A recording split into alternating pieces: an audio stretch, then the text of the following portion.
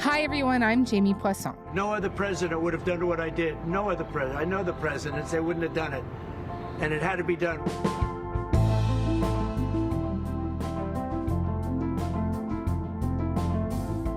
Well, I thought that people were jumping a little bit out of line. They were getting yippy, you know? They were getting a little bit yippy, a little bit afraid, unlike these... So, faced with economic catastrophe, Donald Trump retreated Wednesday and announced a 90-day pause on his sweeping global reciprocal tariffs for all countries, except for China. The two superpowers are now in an enormous trade war, with the U.S. levying a 125% tariff on Chinese goods, and China reciprocating with 84%. For much of the rest of the world, there remains a blanket 10% tariff. Canada specifically is still facing a bunch of our own. Now, despite this walkback, where we have landed is still a massive story. And of course, we have no idea what else this administration is going to do moving forward. Today on the show, we're going to explore a time in history that has driven Trump's affinity for tariffs. The president talked last week about how the country was founded on tariffs and how he believes the continuation of them would have helped the U.S. avoid the Great Depression. Then in 1929, it all came to a very abrupt end with the Great Depression, and it would have never happened if they had stayed with the tariff policy. It would have been a much different story. They tried to bring back tariffs to save our country, but it was gone. It was gone. It was too late. Nothing could have... Those tariffs that he mentioned, the ones that were brought in during the Great Depression, were part of the Smoot-Hawley Tariff Act of 1930. Look, if you had asked me a little while ago if I would be excited to have a conversation about a nearly 100-year-old piece of tariff legislation, I would have looked at you like you had two heads. But here we are. Asa McKercher is back on the pod to discuss what lessons the Smoot-Hawley tariffs might offer this current moment that we're in. He's a historian and the Hudson Chair in Canada-U.S. Relations at the Brian Mulroney Institute of Government. And just a note to say that Asa and I spoke before Trump announced the 90-day pause.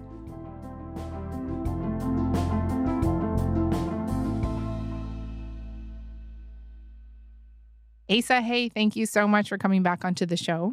Hi, great to be here. It's really a pleasure to have you. I wonder if we could start the conversation today by listening to a clip from the movie Ferris Bueller's Day Off.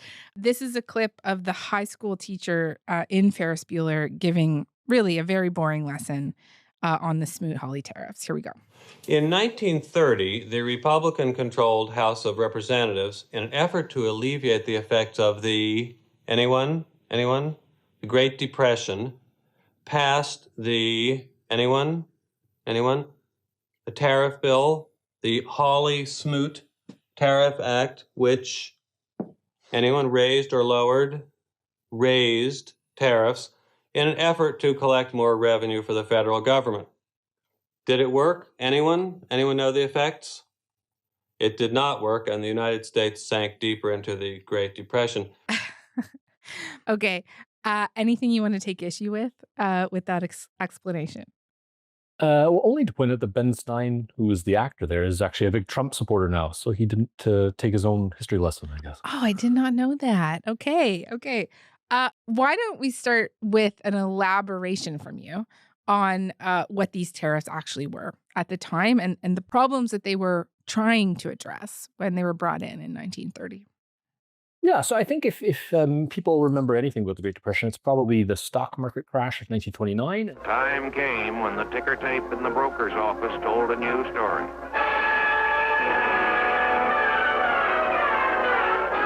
It was panic. 16.5 million shares of stock sold in a single day. Sold hopelessly, desperately, at any price.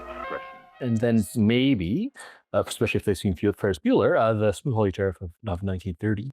So the U.S. had experienced the stock market crash in 1929 as a result of kind of a big kind of bubble in the stock market, a huge kind of boom of the 1920s, that I think what you might be familiar with from sort of Great Gatsby and the kind of Roaring '20s kind of thing.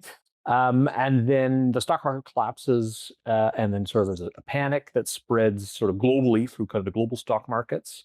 And really a drying up of investment in the United States, but also around the world. And then, the kind of knock-on effects of that, there's a drop in production, a drop in consumption, layoffs, plant closures, those kinds of things. Mhm. And so the U.S. Congress, in its wisdom, there's a kind of a protectionist wing who's active, who's hoping to sort of protect U.S. businesses and U.S. workers. And then there's other members of the Congress who are looking to raise revenue, essentially because of a kind of decline in revenue as a result. And so there's an effort then to raise money for the U.S.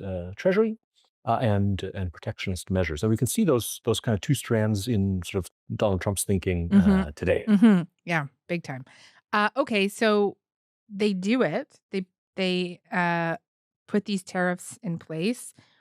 How big were the tariffs, and then what happened after they do it? Yeah, so the tariffs go in place on a big. There's a big schedule of products. There's kind of 1,000 of them or so, but an average of about 20%. So we're seeing again, Mr. Trump's schedule of tariffs goes all over the place. Yeah, but they're that bigger. kind of Yeah. yeah. So I said the benchmark for Donald Trump's tariffs is 10%, and then many of them, of course, go up far beyond that. So it's really what we're seeing now is potentially a much larger tariff than this very famous one in 1930. Okay, and then what were the effects of the tariffs? Like, what happened after they came into effect? Yeah, so the tariffs go in. Protectionism becomes the sort of dominant kind of position that the U.S. government takes. And I should say that the U.S. president at the time, Herbert Hoover, had been sort of not quite convinced that this was the right move to do, but he ended up supporting this bill. And the end result is that countries all around the world put in place retaliatory tariffs, and essentially the global trading system collapses. So and indeed for in terms of Canada, we are a major trader of the United States. The 1920s had seen Canada and the United States become very close trading partners. We would essentially become kind of the number one market for Canadian exports. And so this really does a huge hammer blow to Canada-U.S. trade. So in 1929, Canada-U.S. trade, sort of two-way trade, had been about $1.5 billion. And by 1933, it's at $400 million. So a huge retraction in Canada-U.S. trade, but we see this more broadly with the kind of trading picture around the world. Yeah. And so this retaliatory tariffs that are put in is the kind of thing that's seen to be what you do when you have a country that puts in place tariffs on you. But it kind of leads to this terrible spiral that really sees a collapse of, again, the global trading system and, of course, a lot of economies around the world as a result of this. Right. And so when Ben Stein says that it made the Great Depression worse, the consensus among economists is that it absolutely did, right? What economists will tell you is indeed that this Smoot-Hawley tariffs had this terrible effect on global trade, and the tariffs in general, are punishingly bad for economy. So the kind of received wisdom or the common wisdom again is against tariffs amongst the vast majority of economists. Mr. Trump's policies are very much flying in the face of that. But again, this is an administration that doesn't really accept facts on things like vaccines or the efficacy of the U.S. Constitution and other sorts of things. So maybe you shouldn't be surprised there.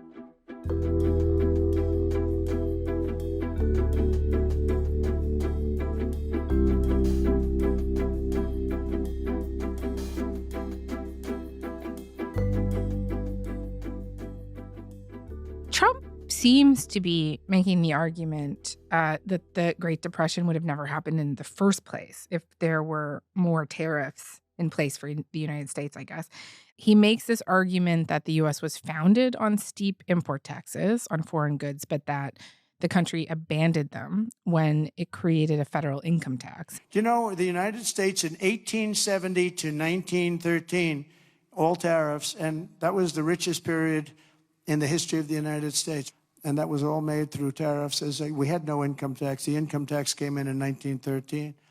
When the Smoot-Hawley tariffs were actually put in place in 1930, it was already too late, and it couldn't reverse the course of the Depression. And just, I wonder if you could muse for me a little bit on that specific point. Yeah, I mean, George Washington, the first American president, does bring in a tariff act. I think it's something like a 5% tariff. in the 1790s. But Americans, the founding fathers, believed in essentially free trade. One of the things they protested in against King George was that King George was essentially barring them from trading with different countries. So the idea of free trade was also fundamentally important to the founding fathers and many subsequent American presidents. But really, by the late 1800s, is when there's this kind of tariff mania in the United States. And William McKinley, who, of course, Mr. Trump really valorizes. When he was a congressman in 1890, he put in place, a 49% tariff called the McKinley Tariff, that again led to this kind of spiral of retaliatory tariffs and those sorts of things. But then plunged the United States into what at the time was called the Great Depression between 1893 and 1897. What used to be called the Great Depression, which was a brutal time in the United States. So we have two big tariffs, two big depressions that we could point to as maybe cause and effect in terms of historical facts. Yeah. That again, Mr. Trump ignores. So. Obviously, these tariffs didn't stay in place. So how did they get undone? What happened? Yeah, I mean, so the effects of this are pretty dire. 1933, probably the worst year of the Great Depression. There's something like 25% unemployment in the United States. In Canada, there's kind of equal sort of figures in Canada. If we count sort of farmers who lose their farms and those kinds of things, it's probably about 1 in 3 people, about 33% of the population, more or less, is out of work. I mean, this is a brutal time. And Americans, in effect, really, really come to their senses. I pledge myself to a new deal for the American people. The election of Franklin Delano Roosevelt offering a new deal for Americans, which includes sort of state intervention, the beginnings of kind of a welfare state, but also the reduction of tariffs. This is seen to be a key part of the kind of New Deal program, is to essentially liberalize trade, not only to sort of domestically free the kind of average working person from kind of the ravages of the Great Depression, but to really free the American economy. And hopefully, the thinking is force other countries or encourage other countries to reduce their tariff barriers too. And so in 1934, FDR wins control in a limited way over the ability of the president to make tariffs. But before this, it had been largely Congress that had this power. And then proceeds to make some trade deals in Latin America. There's kind of the offer of trade deals to countries in Europe. And in 1935, negotiations in a serious way between, at the time, the conservative government of R.B. Bennett and the FDR administration. Those negotiations sort of peter out as Canada enters a federal election in 1935. But the William Lyon Mackenzie King and the Liberals then win that election. And just like the Bennett government, they've been hoping for some sort of trade agreement with the Americans. And so there's within 2 weeks of the election, in October, Mackenzie King was down in Washington, essentially inking a trade agreement, not a free trade agreement, but a trade agreement that reduced a lot of the Smoot-Hawley tariffs that had applied to Canada. And really, this is the start of kind of the next 80 years of the slow kind of integration of the Canada and U.S. economies in a major way. Right. And fair. Yeah. I mean, clearly it opened up the door to free trade. Fair? Yeah, exactly. Yeah. And within 3 years, there's another sort of Canada-U.S. Trade agreement, 1938, and then increasing kind of cross-border economic integration during the Second World War, and then that accelerates during the kind of Cold War years.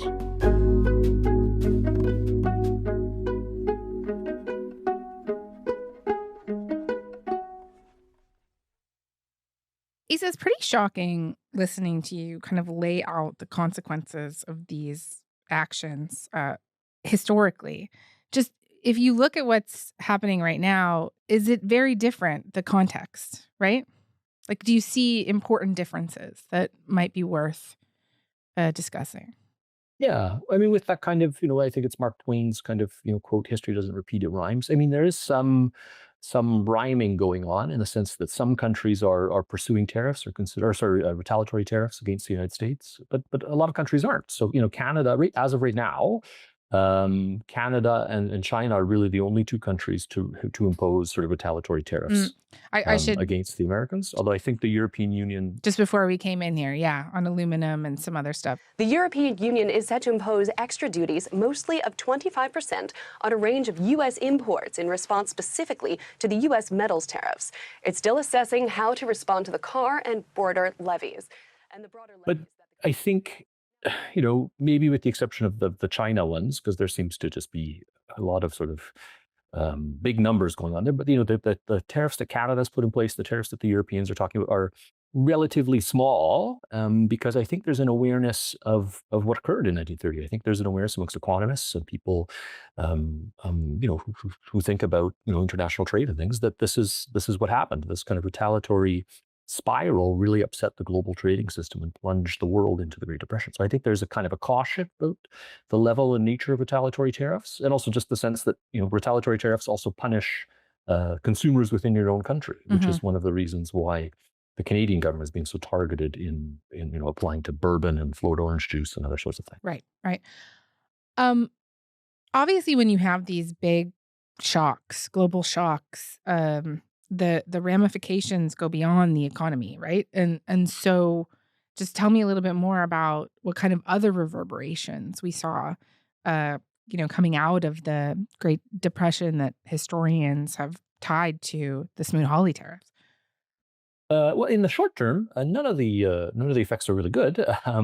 There's a huge destabilization of not only the global economy, but specifically in certain countries. Obviously, Canada and the United States, as I say, had something like a quarter or 30% unemployment. I mean, similar numbers in Germany, which really plunged the political system there into chaos. The Nazis in the 1920s had been very much a kind of a fringe political party.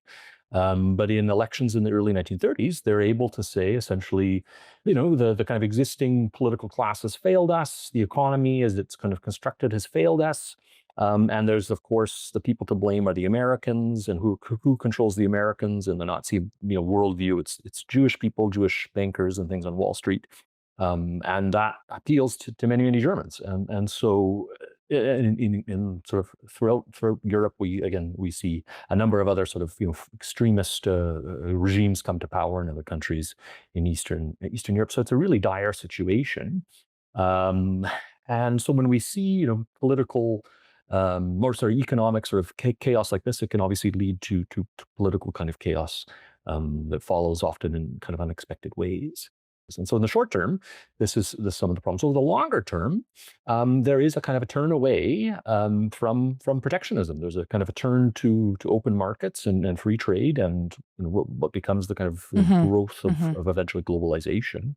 And so it's no coincidence that in the 1940s, as the great powers led by the United States sort of think about how to reorder the world, there's an emphasis on building international institutions, whether it's the United Nations or the World Bank, or something called the General Agreement on Trade and Tariffs, which was meant to essentially open markets around the world to prevent a return to the Great Depression and the kind of destabilizing protectionism that had occurred as a result of the Smoot-Hawley tariffs. And so there's again kind of an American-led world order from 1945 onwards had essentially open markets as a sort of central plank. And now we're seeing, in many ways, the unraveling of that with Donald Trump. When I think about the rise of the Nazis, I really have always thought about the punitive deal that Germany got coming out of World War I, right? The terms of the Treaty of Versailles. But it's just really fascinating to listen to you talk about the role that these tariffs and the continued or worsened economic hardship that they caused, the reverberations of that.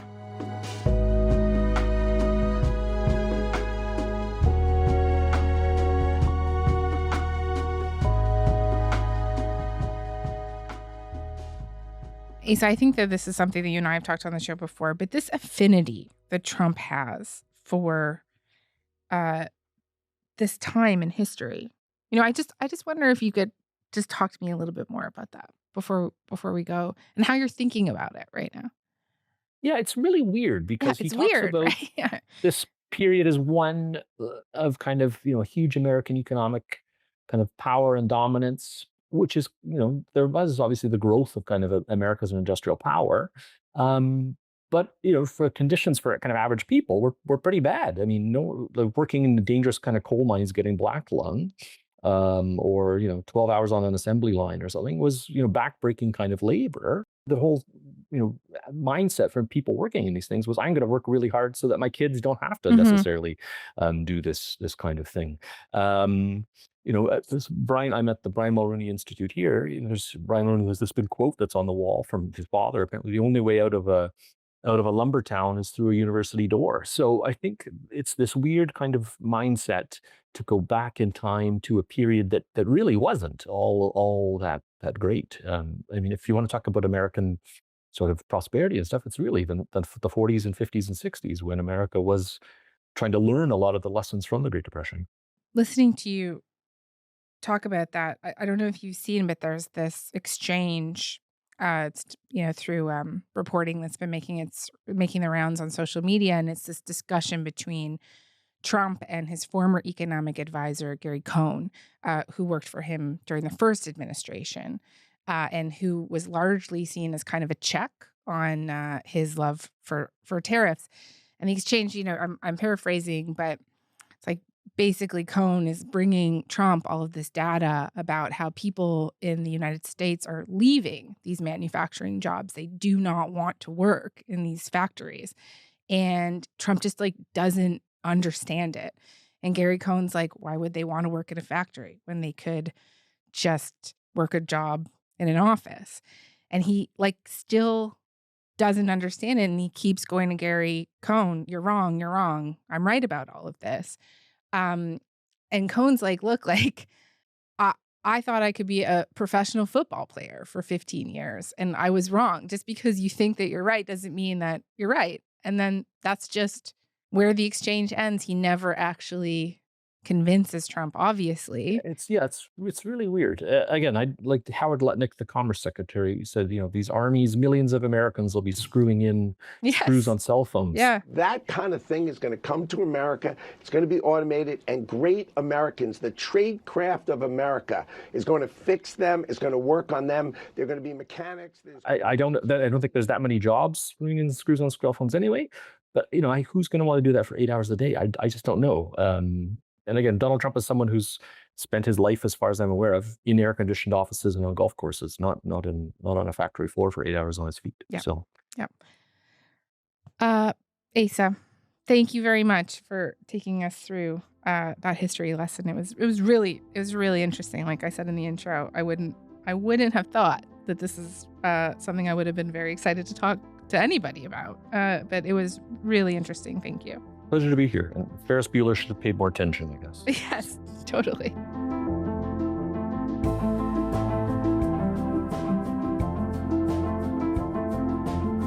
All right, that is all for today. I'm Jamie Poisson. Thanks so much for listening, and we'll talk to you tomorrow.